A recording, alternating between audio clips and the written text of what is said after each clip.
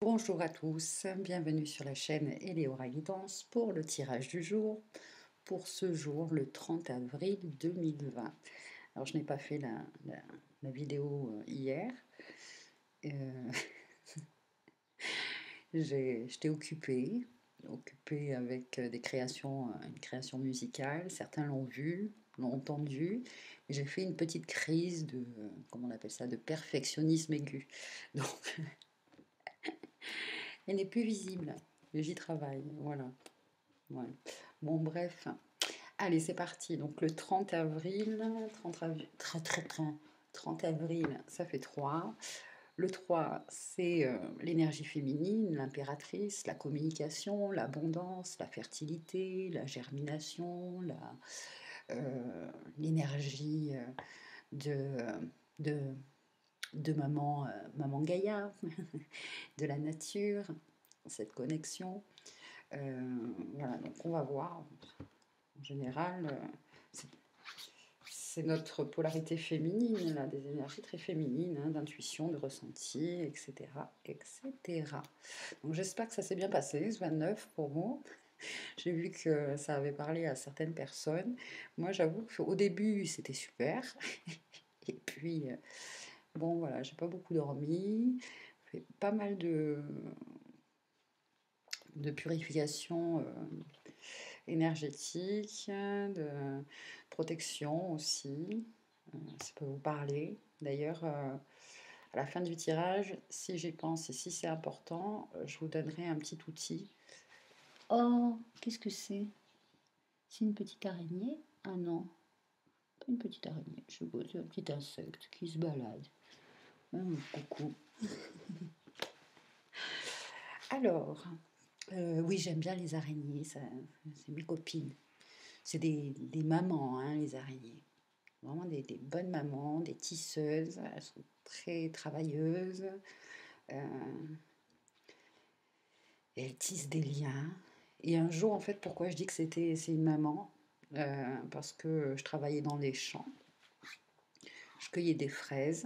Et, euh, en cueillant une fraise, il y a une araignée qui est tombée, en fait. Et quand elle est tombée, il y a tous ces bébés. Elle avait sur son dos, en fait, tous ces bébés, elle portait tous ces bébés. Ça a fait comme une nuée de petites araignées comme ça, en tombant. Et donc j'étais émerveillée de voir ça déjà.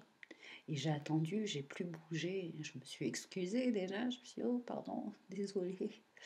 Et elle a un peu avancé, elle a attendu. Et tous ces bébés sont revenus et se sont remis sur son dos, son abdomen. Bah, c'était magique. C'était magique. Allez, pour ce 30 avril. C'est parti, le 30 avril, le 30 avril. Oh, une arcane majeure. L'amoureux. L'arcane majeure 6. Le 6, c'est en général l'équilibre, l'harmonie, ou justement, parfois, il peut y avoir des énergies là, oui, j'allais dire de colère, mais bon, on va voir. Mais en tout cas, les amoureux nous parlent de relations amoureuses, mais aussi le fait de faire un choix. Le fait de faire un choix. On va voir. Hop. En tout cas, on voit un jardin d'Éden, on voit un ange. Il y a une...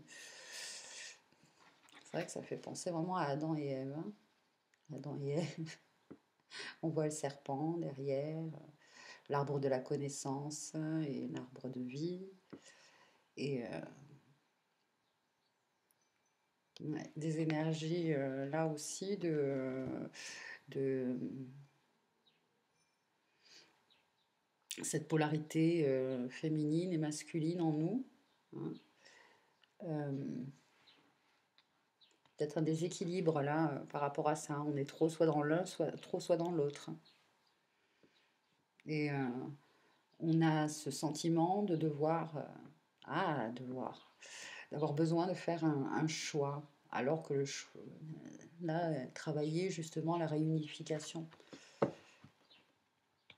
Bon, Après, si c'est par rapport à les relations amoureuses, on va pas. Hop là.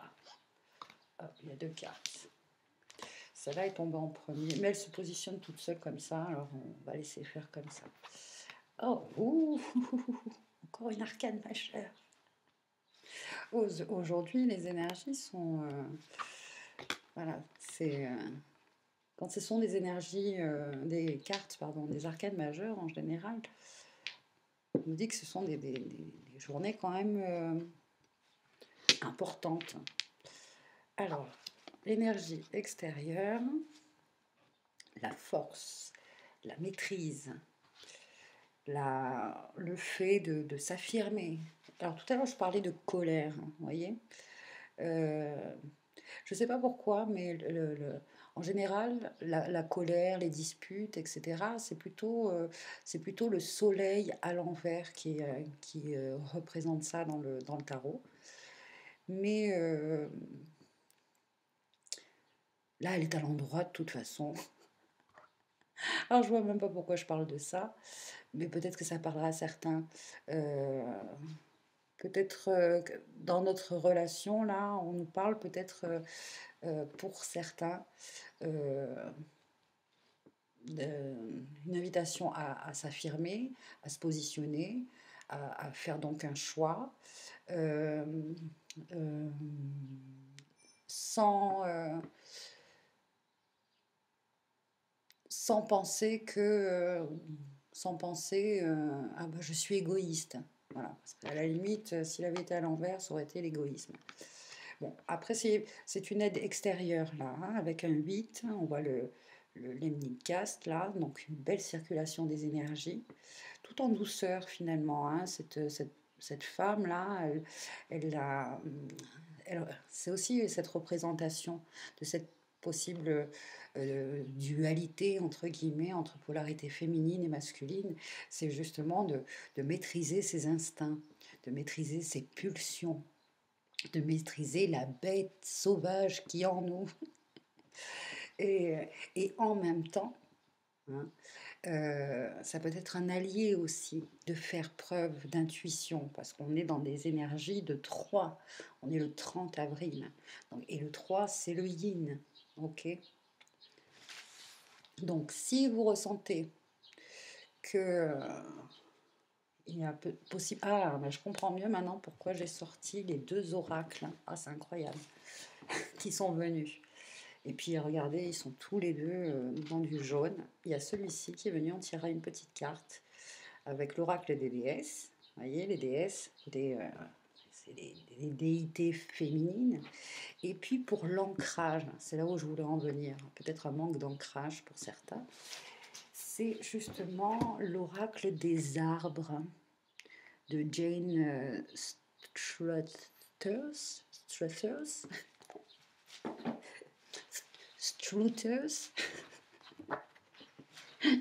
C'est international aujourd'hui.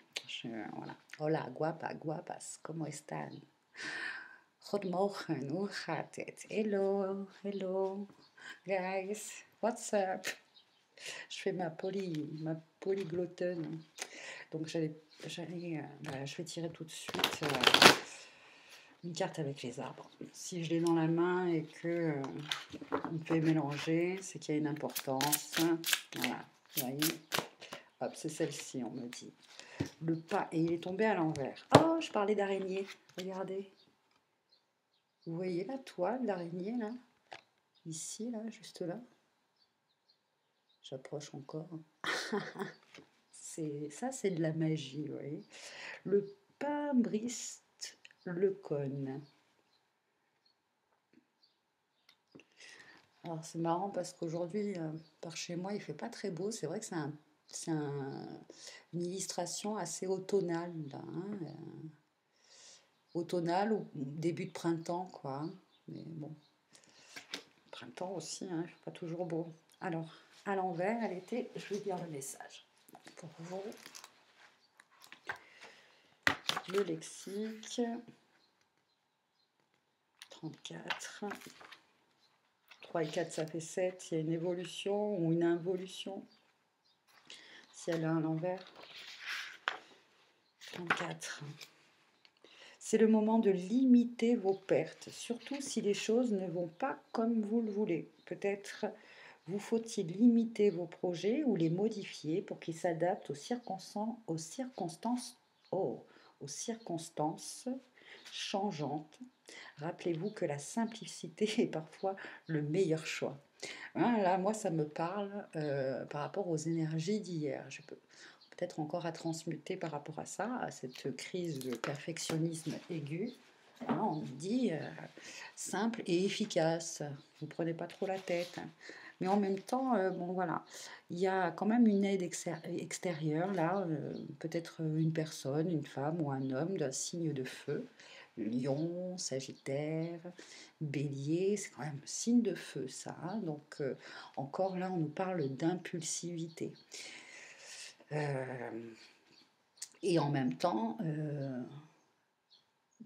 j'entends aussi les bonnes impulsions, hein, des bonnes impulsions. Bon, choses qui viennent tac d'un seul coup. S'il y a des choses, si vous avez des inspirations, des choses qui vous viennent d'un coup, marquez-les, écrivez-les, ou je ne sais pas comment, exprimez-les, hein.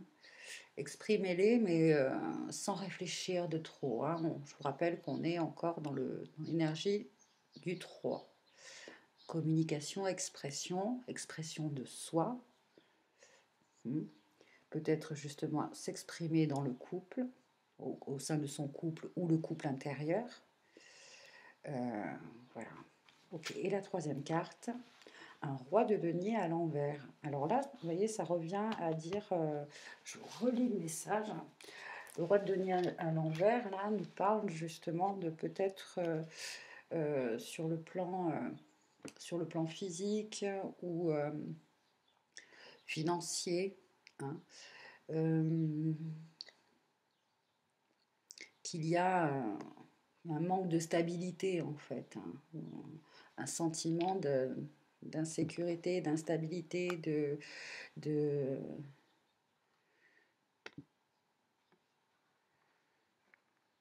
Là, presque ce que j'entends, c'est ne compte pas sur les autres en fait, aie confiance en toi. Voilà. Je vous relis, on me dit donc, de relire le... C'est le moment de limiter vos pertes, surtout si les choses ne vont pas comme vous le voulez. Peut-être vous faut-il limiter vos projets ou les modifier pour qu'ils s'adaptent aux circonstances changeantes. Rappelez-vous que la simplicité est parfois le meilleur choix, et on nous parle de faire un choix. Le meilleur choix pour nous, pour justement limiter les pertes, ou parce que les choses ne vont pas comme on veut, hein. Bon, on modifie son projet, ou on s'adapte, on modifie son projet. Et on va vers le simple, le plus simple possible. Là, c'est vrai que le roi de denier, c'est un signe de terre, hein, signe de terre. C'est la Vierge, le Capricorne, le Taureau. Donc c'est vraiment voilà, des énergies très dans la matière, des choses que l'on a envie de concrétiser, des choses concrètes, manifester. Super. Il y a beaucoup d'échos là, j'aime bien ça, entre les cartes et les oracles. Donc on va voir justement, on va demander à une déesse là de nous conseiller si le conseil vous parle, les énergies de cette déesse résonnent en vous. Connectez-vous un maximum, hein, aux énergies de cette déesse. Éveillez cette déesse en vous, cette polarité féminine, cette déité féminine en vous.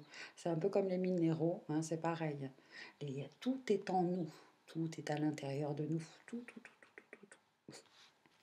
Donc voilà, on réveille la déesse en nous.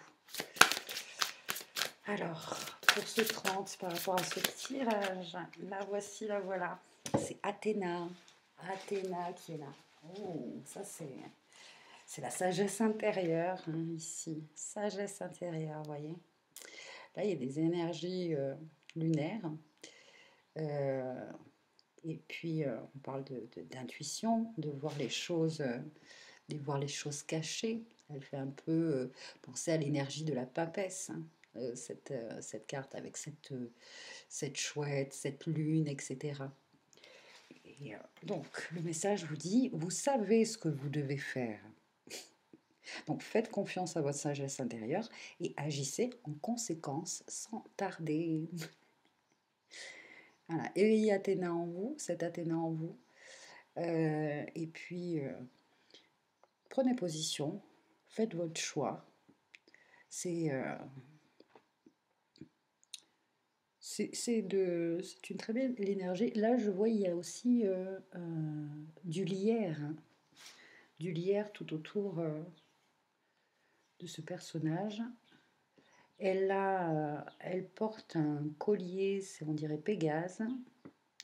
Donc, je vois pourquoi on parle de la constellation de Pégase. Pour moi, autour de son cou, on a un deuxième collier, on dirait une pierre de lune, puisqu'il y a la lune derrière. Ça peut vous aider aussi. Pierre de lune. Alors, attendez. Du coup, on va aller chercher. Bon, vous pouvez le faire aussi, hein, mais je suis curieuse de voir. Ah si, j'allais dire, ben, je le vois pas, il s'est caché. Là, il y a aussi une énergie de, comment je pourrais dire, des fois on veut savoir des choses cachées, parce que la papesse c'est un peu ça, apprendre des choses, une formation ou des études, ou oui, le fait de chercher sa vérité déjà. Des- et, euh, et parfois, on ne trouve pas la réponse tout de suite, ou les réponses que l'on trouve ne résonnent pas avec nous. Ben là, on vous dit, ben, patientez, la réponse viendra au bon moment. Ne soyez pas trop impatient, ne vous impatient, enfin, lâchez prise, quoi. Hein, d'accord? Le signe, le moment venu, paf, ça viendra. Alors, juste le livret, je prends à savoir si il y a. Il doit y avoir Pierre de Lune quand même là-dedans. Est-ce qu'il y a un lexique? Pierre de Lune, 61. Vous voyez, c'est bien parce que moi j'aime bien quand paf, paf, paf, prends ci, prends ça, lis ceci, lis cela. Fertilité, réflexion, intuition, imagination, énergie de déesse, sentiment intensifié, âme. Et ouais, là, c'est vrai que l'arcane de la lune, c'est aussi ça. C'est comme si tout était